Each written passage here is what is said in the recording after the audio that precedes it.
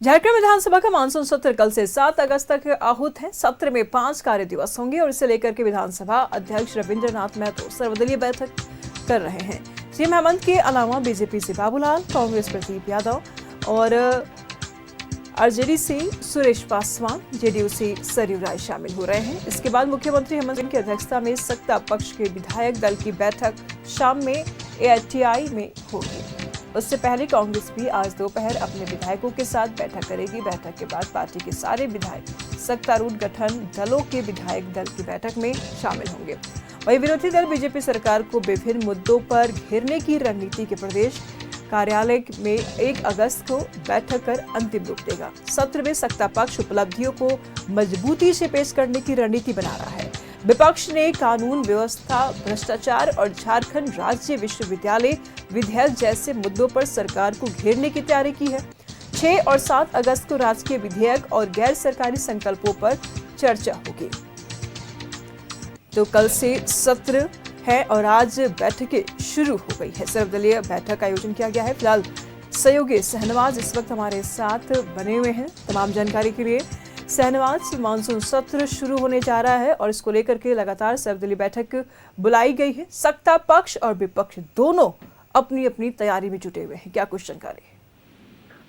जी हाँ, आज विधानसभा अध्यक्ष के कक्ष में बैठक हुई है विधानसभा आगामी सत्र को लेकर विधायक दल की, जिसमें तमाम भारतीय जनता पार्टी के प्रतिपक्ष बाबूलाल मरांडी, आरजेडी की ओर से सुरेश पासवान, बाकी जितने भी प्रतिभागी थे जेएलकेएम की ओर से भी प्रतिनिधि मौजूद थे, जयराम महतो, और बैठक में मुख्यमंत्री खुद मौजूद थे। मुख्यमंत्री ने ये सुझाव दिया कि अतिवृष्टि के कारण राज्य में फसलों का नुकसान हुआ है, इसको लेकर के पूरे मानसून सत्र में डेडिकेटेड चर्चा कराई जानी चाहिए। इस सुझाव पसंद आ गया है लोगों जी। के बाद चर्चा उसमें किसानों की स्थिति, फसल को नुकसान आदि आदि पर चर्चा होगी और ये चर्चा जो है ये होगी 6 तारीख को, जैसे कि मैंने आपको, और चर्चा सकारात्मक रहेगी।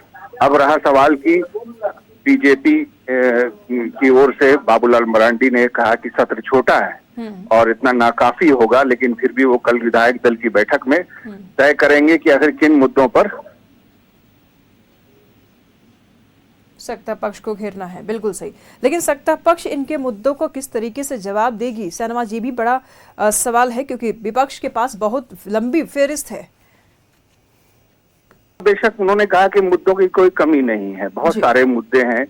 एक सवाल भी उन्होंने उठाया कि ये सरकार जो है कमाने के लिए काम करती है, काम करने के लिए काम नहीं करती है।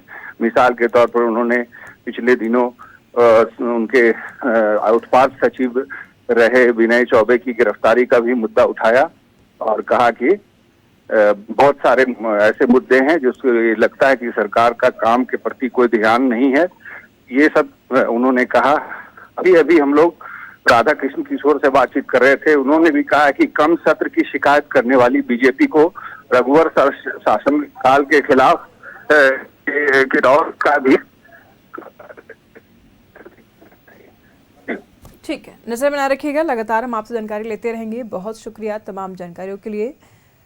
तो कल से सत्र है और आज सर्वदलीय बैठक बुलाई गई है और इस बीच में ये भी देखा जा रहा है कि किस तरीके से सदन की कार्यवाही चलेगी, क्या कुछ सत्ता पक्ष की कार्यवाही रहेगी, क्या कुछ बातें रखी जाएगी, तो वही विपक्ष किस तरीके से सत्ता पक्ष को घेरेगा और सत्ता पक्ष विपक्ष को किस तरीके से उनके हर एक सवालों का माकूल जवाब देगा।